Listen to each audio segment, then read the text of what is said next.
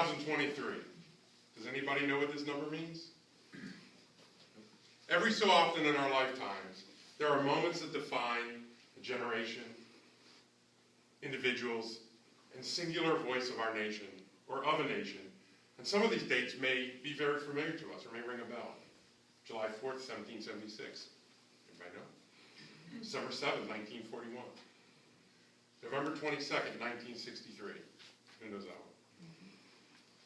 July 21st, 1969. Anybody? Neil Armstrong stepped on the moon. January 28th, 1986. Space Shuttle Challenger blew up on ascent. September 11th, 2001. 4,023 days ago, our country was deliberately and viciously attacked on 9/11. The feelings and memories of that Tuesday morning are still as fresh and vivid as they were just as they had happened yesterday. However, the sentiment of humanity and what I call the singularity of patriotism has drifted away from that place back to comfort and complacency. Madam Contest Master, fellow Toastmasters, and honored guests, my memories of this particular day are from work and time with my family. I worked at NASA in Greenbelt, Maryland as a contractor, and I lived in Baltimore. Every day my commute was 60 miles each way, or more, depending on the day. Some days the drive included my wife, and she was a part-time contractor at NASA as well, and our 1.5-year-old daughter. 9/11 was one of these days. We would meet my mom at a central location where we could drop off our daughter. She would watch her while we were working, and then we would pick her up in the evening. What I remember vividly before 8:46 a.m. that Tuesday morning was how beautiful this day was. And I mean, so much so that I remember mentioning this was one of the most memorable or nicest days in recent memory. After everyone was dropped off to Grandma or off at their office, I headed to my office to begin work as a systems administrator. It was before 8 a.m. when I got there, and other than the weather, it was a completely unremarkable day. This was all about to change.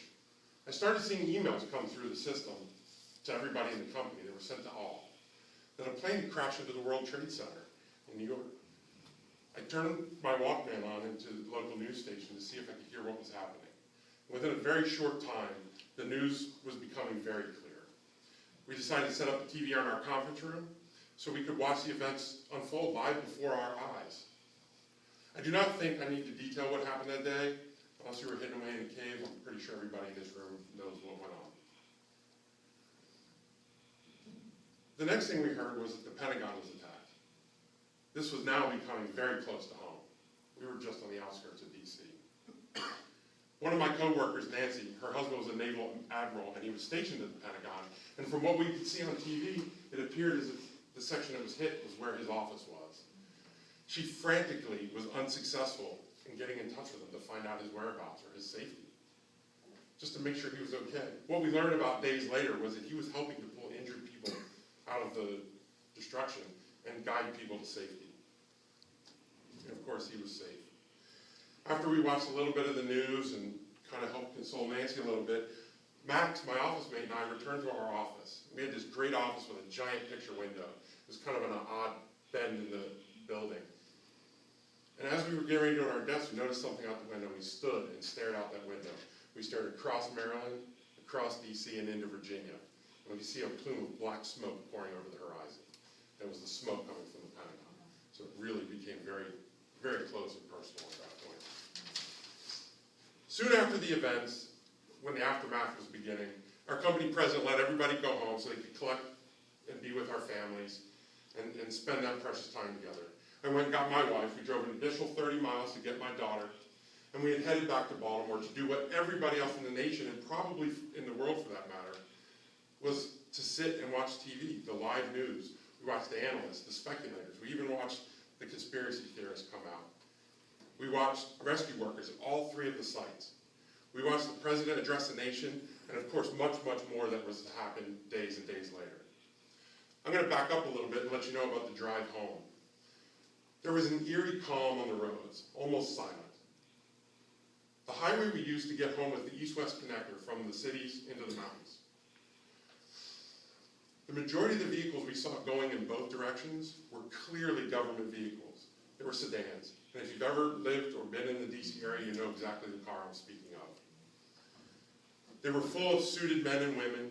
These were clearly critical and essential government personnel that were being whisked away to safe havens to ensure the operational consistency of our nation during this time of complete unknown.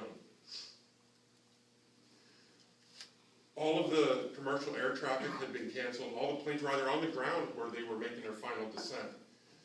Only jet fighters were in the air patrolling on patrol sorties in the Washington, D.C. and the nation's capital area.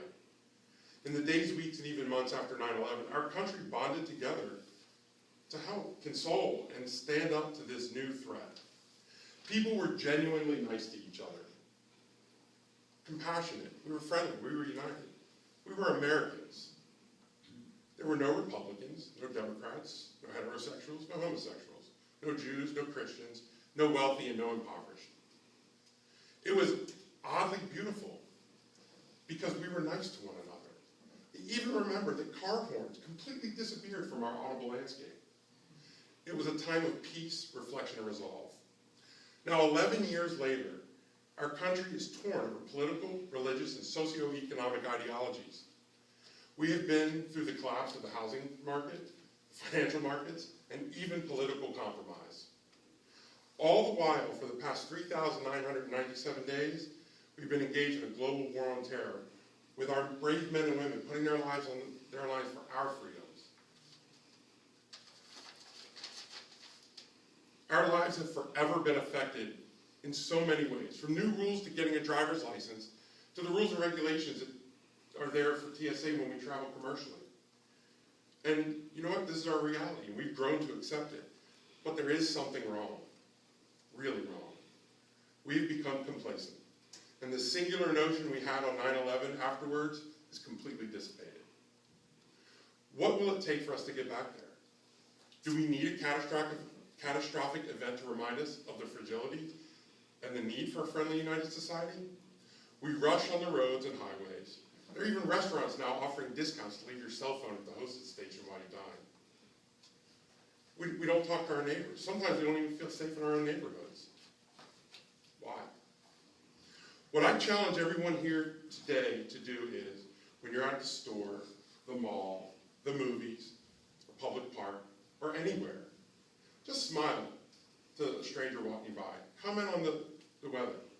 What a beautiful day. Just say hello. Just smile. Say hi to your neighbor. When you're driving to work, reduce your speed by 5 miles an hour. Let the car that wants to get in front of you, get in front of you. And I promise, by reducing your speed 5 miles an hour, you won't notice anything except a reduced gas bill. The next time you're in a drive-through line at a fast food restaurant, pay for the person behind you. Tell the cashier the only thing you want is to let the person know that you paid for it, to pay it forward. Don't stop and wait for a conversation.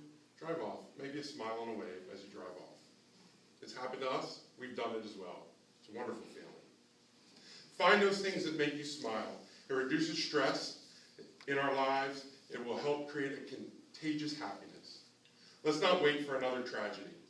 And remember, one of the most important dates in our country happened 86,270 days ago. Maybe you've heard this before. That all men were created equal, that they endowed by their Creator with certain unalienable rights, that among these are life, liberty, and the pursuit of happiness. I'm asking you to go out and not just be inspired, but be inspiring. Madam President.